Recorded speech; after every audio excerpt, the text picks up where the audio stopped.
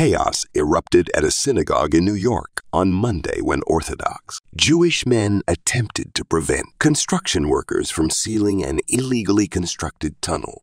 10 people were arrested in connection with the incident that took place at the Chabad Lubavitch World Headquarters, located in Brooklyn Crown Heights. Videos of the incident went viral on social media platforms showing how men at the synagogue clashed with police officers, with a few of them getting handcuffed later. The tunnel, which was discovered in December last year, posed a risk to the building's foundation and was secretly excavated over the past 6 months. However, police are yet to offer an official explanation on why tunnels were built. The tunnel spanned from under the women's section of the synagogue to a mikvah, a Jewish ritual cleansing bath. Then, the synagogue leadership decided to close off the women's section.